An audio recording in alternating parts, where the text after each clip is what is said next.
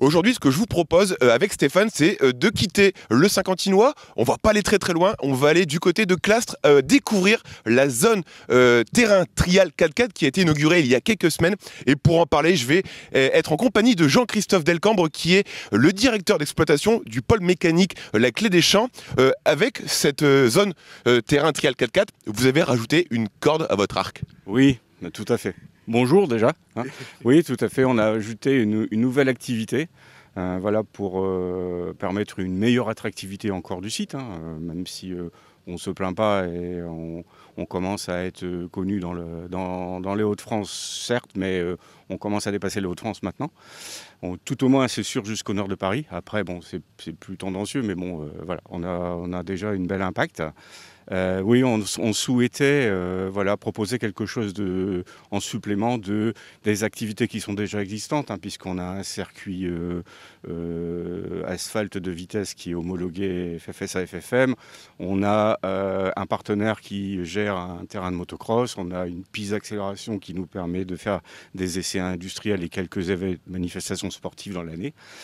Voilà, puis après on a d'autres activités parallèles qui sont moins visibles, mais qui consistent voilà, au passage à l'entraînement pour les plateaux moto pour le permis de conduire. On a un petit club d'aéromodélisme, voilà. Il y a aussi d'autres sociétés qui sont installées, mais eux je dirais de manière plus pérenne sur le site, comme Eco-Végétal qui est connu dans le coin pour ses productions de produits végétaux.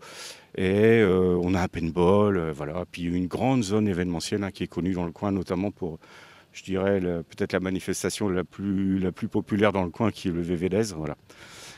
Voilà, c'est notre zone, et maintenant on y ajoute voilà, ce nouveau terrain. Voilà, il y a un terrain trial 4x4 qui est maintenant ouvert officiellement. Et justement, cette idée, comment elle est née? Comment on s'est dit un jour, tiens, on va créer ce terrain pour les amateurs de belle mécanique? Bah écoutez, c'est venu un peu bêtement. C'était avec le responsable opérationnel du site. On était en pleine discussion sur un sujet qui n'a strictement rien à voir avec le terrain 4x4. Si vous vous retournez, vous voyez qu'on est dans une zone complètement boisée. Et cette zone est implantée au milieu du circuit automobile. Bon. Cette zone, fatalement, il y a du gibier qui s'y installe, voilà, surtout en zone hivernale. Donc on a des sangliers ou des chevreuils qui viennent dans le coin. Et au-delà des chasses qu'on met en place pour évidemment éviter qu'il y ait des accidents sur la piste de vitesse et qu'une voiture croise un chevreuil ou un sanglier, on s'est dit, si on y mettait de l'activité humaine, en fait le gibier il bougerait de lui-même. Et puis, c'est en cette simple phrase est parti là, en 2020. Et puis, le responsable opérationnel, Clément Stenou, pour le citer, il me dit, pourquoi on ne ferait pas un terrain trial 4x4? Il fait 5 manques, on n'en a pas. Les véhicules franchisseurs, ils peuvent pas évoluer. C'est compliqué maintenant d'évoluer en dehors sur les sites publics. C'est beaucoup réglementé. Peut-être que ça marcherait. Et voilà.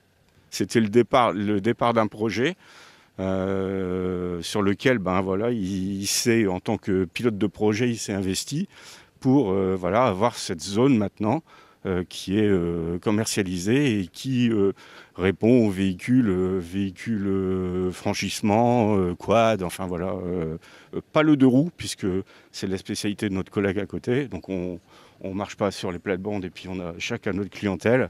Et surtout, on ne s'adresse pas au même public. Voilà.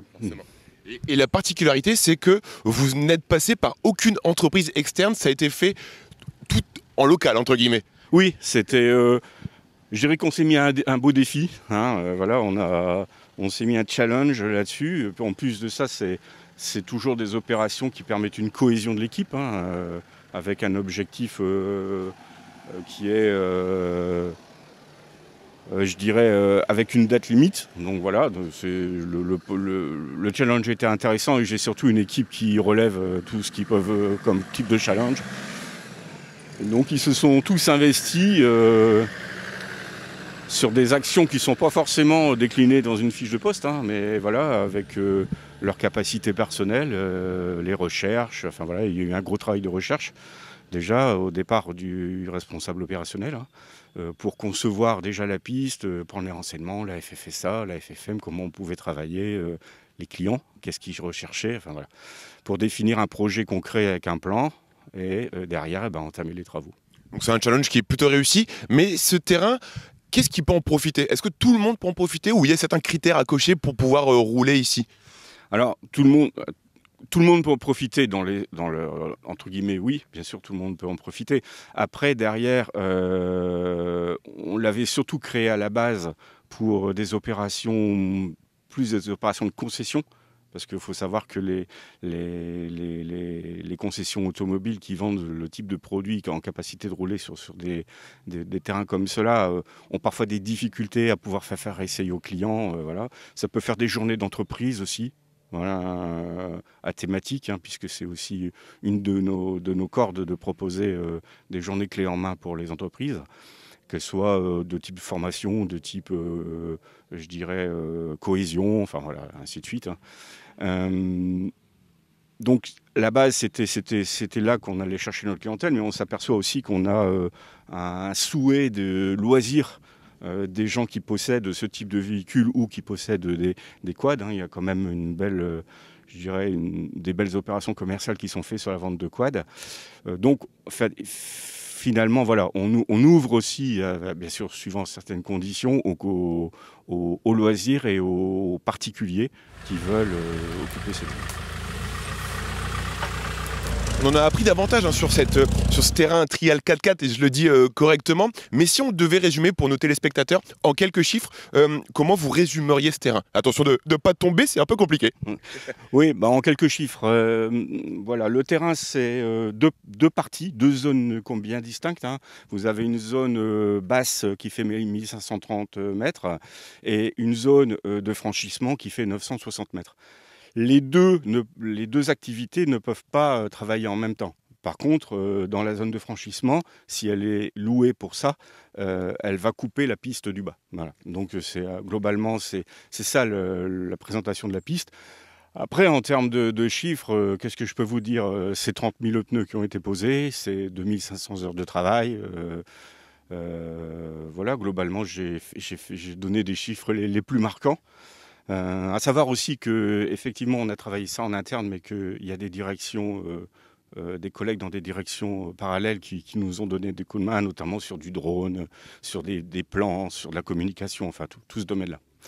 Eh ben merci beaucoup Jean-Christophe. Et ce que je vous propose, c'est que dans quelques instants, avec Steph, on va aller peut-être faire quelques tours de circuit et faire chauffer la gomme, entre guillemets. Eh oui, je vous avais promis que je ferais un petit tour pour découvrir ce terrain. Je viens de le faire en quad. Non, bien évidemment, je plaisante. Sécurité avant tout, mais je vais aller rejoindre celles et ceux qui ont été sur ce terrain avec Fabrice et Anthony. D'ailleurs, Fabrice qui vient de sortir, bonjour, d'une grosse galère, hein. Qui vient de déraper un peu, mais ça va, tout va bien, plus de peur que de mal. Bon alors, dites-moi, ce terrain, comment vous le trouvez? Vous venez de Lille, vous m'avez dit tout à l'heure. Comment vous avez vécu ces premiers tours de piste? Alors, je vous dirais franchement que je trouve ça extraordinaire. Avoir un terrain aussi bien fait, pas loin de chez nous, c'est vraiment extra. Maintenant, on a beaucoup de découvertes à faire. On débute avec Anthony ce terrain-là et ça va être sacrément sympa, je pense. Vu déjà les premiers tours de roue. Bon Anthony, vous, ça s'est un peu mieux passé, on va dire, hein, que Fabrice. Mais ouais, voilà, même question, comment vous ressentez ce parcours? En fait, c'est vachement sympa, c'est par contre très très technique. Et il faut vraiment les véhicules adaptés parce que sinon, sur du terrain meuble comme ça, je pense qu'on n'en fait pas grand-chose, quoi. Voilà. Très vite se planter. C'est quoi les qualités pour être un bon pilote 4x4 trial comme ça? Oh là, il n'y a pas vraiment de très très bonne qualité. Je pense qu'aller doucement va loin déjà et aller à notre mesure aussi. Bon, vous me disiez tout à l'heure que en fait Clastres vous connaissez parce que vous ne faites pas que du 4x4. Non, avec Anthony, on roule régulièrement sur les circuits avec d'autres véhicules et c'est pour ça qu'on a voulu allier le loisir avec le 4x4 puisque nos voitures sont restées sur le circuit. On a roulé un petit peu ce matin et puis on a décroché les plateaux et puis on est venu faire un peu de 4x4 cet après-midi. Cette passion, Anthony, de où elle vient? Comment elle est arrivée chez vous? Quand? Dites-moi tout. Découvert parce que je travaillais dans un garage Jaguar Land Rover et le goût du 4x4 et le goût du Defender automatiquement est venu là. Et puis l'achat du Defender et puis la balade entre copains. Il y a aussi peut-être l'adrénaline de rester bloqué, des fois ça arrive, mais voilà, la petite prise de risque entre guillemets. Oui, il faut en fait, je pense, beaucoup d'observation et puis aller doucement. Et c'est comme ça qu'on va assez loin, comme disait Fabrice. Et l'avantage, moi, j'ai Fabrice, donc il passe devant. Donc comme ça. Parce que j'ai un treuil. Mais le treuil ne m'a pas sauvé là, hein. J'étais vraiment planté. Planté de chez planté. Et vous, la question, c'est la même qu'à Anthony. Comment cette passion est arrivée chez vous? Elle est arrivée très jeune ou elle est venue comme ça, un peu plus sur le tard? Non, elle est arrivée très jeune et comme Anthony, je suis dans le milieu de l'automobile. Moi, je tiens un garage automobile sur Wascal. Donc j'allie aussi mes passions avec mon métier, et, ce qui me fait beaucoup de plaisir en fait. Moi, je sais que nos téléspectateurs ont envie de voir. Est-ce qu'on peut regarder à l'intérieur du 4x4? Alors vous allez me montrer, on va avec Stéphane suivre les images pour découvrir l'intérieur de ce 4x4 qui est d'ailleurs très très propre, hein, vous l'avez vu, ça va encore. Alors présentez-nous un petit peu l'habitacle. Defender TD5 avec un habitacle assez rustique, enfin tout ce qui va bien, le minimum syndical pour que le véhicule soit bien chaussé et qu'on soit bien dedans. Après, il n'y a pas de grande transformation intérieurement en fait, hein. Les transformations se font surtout sur l'extérieur et effectivement avoir un treuil, une rehausse du véhicule. Maintenant, sinon intérieurement, non, ça reste un 4x4 basique qu'on pourrait acheter tous les jours. Ce qui est important, c'est surtout d'avoir des bonnes roues qui passent, sans jeu de mots, hein, sur tous les terrains. Il faut être bien chaussé, comme on dit, hein, dans ces cas-là. Et c'est vrai que là, on a des pneus mû-terrain. Donc là, c'est vrai que je me suis fait prendre sur ce circuit-là parce qu'effectivement, les pneus sont plus larges que mon empattement de véhicule. J'ai su prendre, je ne sais pas si vous avez vu, je prends mes pneus sur 10 cm de chaque côté. Et il a fallu que sur l'avant-dernier, la roue dérape. Et puis là, je me retrouve ancré sur le pneumatique. Alors si je comprends bien le raisonnement, en fait, il faut aussi avoir de l'anticipation avant de rouler. C'est exactement ça. Bon, et pareil, Anthony, le 4x4 que vous avez est à peu près similaire à celui de Fabrice? Tout à fait, c'est la même chose, sauf que c'est un modèle un petit peu plus récent, donc un TD4, un 4 cylindres plutôt qu'un 5, mais avec un équipement qui reste équipé un petit peu 4x4 et plus balade, plus chemin peut-être. Ouais, voilà, c'est plus équipé en off-road, hein. On est plus équipé off-road sur ceux-là, avec les pneus en mû-terrain, les rehausses et tout ce qui va avec. Moi, j'ai une question, est-ce que c'est une passion qui coûte cher? Qui coûte cher si on casse. Pour l'instant, ça va encore. Tout à l'heure, vous suivez un peu des grosses gouttes quand même. En fait, c'est toujours pour le problème, c'est de sortir le véhicule et que tout se passe bien, quoi. C'est toujours pareil, hein. À partir de là, une fois que c'est passé, on oublie vite et on recommence, hein. On reste pas à se dire non, on va plus rien faire. On avance. Bon, c'est un baptême tout-terrain validé aujourd'hui ici à Castres. Ce circuit-là est vraiment un superbe circuit que je suis en train de découvrir avec Anthony et je trouve ça magnifique comme circuit. Merci beaucoup Fabrice. Anthony, pareil, même question. Vous le validez ce baptême de tout-terrain? C'est clair qu'on reviendra. On reviendra et on reviendra même à plusieurs. Et voilà, super, on a passé un très très bon moment ici sur ce terrain Trial 4x4. Je remercie encore Jean-Christophe Delcambre, merci Anthony, merci Fabrice, merci à tout le monde et en route.